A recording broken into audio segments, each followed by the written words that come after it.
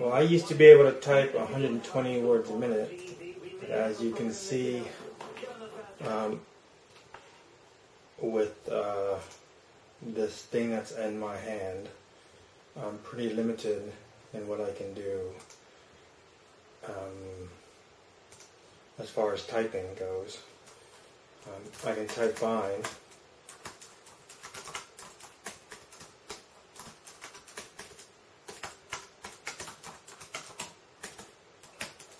But I can only use my index finger, and I can't move my other fingers yet.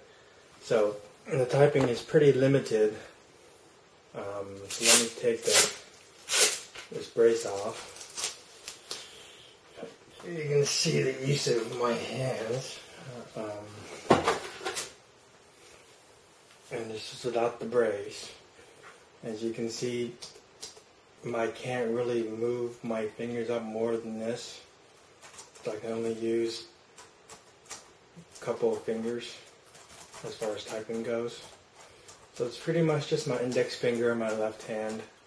I can't use much else. Before the nerve tendon transfer that was done on me, I'm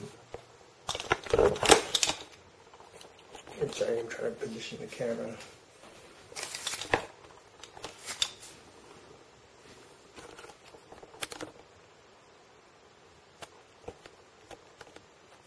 Before the nerve tendon transfer, my wrist was completely limp like this,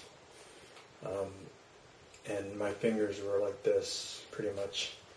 I couldn't move it, I couldn't open it, but I went on growth hormone, and I slowly was able to move my fingers apart and move my fingers individually. And what the tendon transfer did was, if you can see, when I move my fingers, you see this muscle move. Because the radial nerve destroyed my muscle, that muscle was completely, the radial nerve was not communicating with that muscle. So on this arm, as you can see, when I move my fingers, that muscle isn't moving.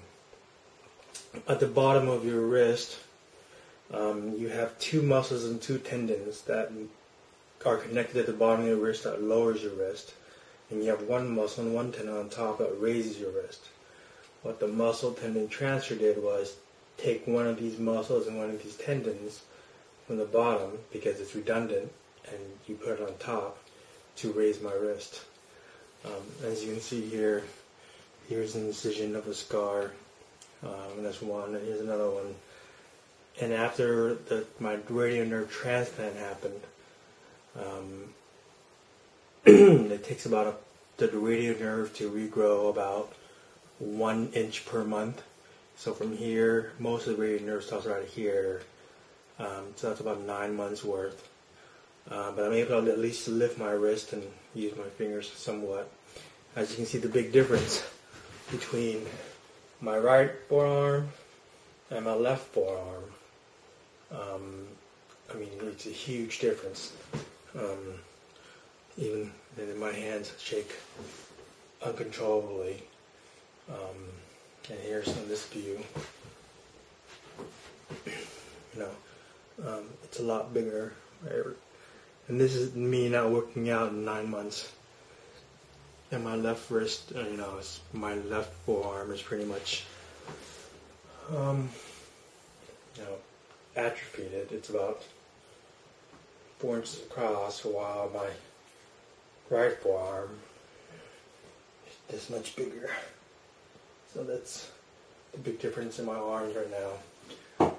So hopefully, with therapy and whatnot, it'll come back. If not, I'm pretty much screwed.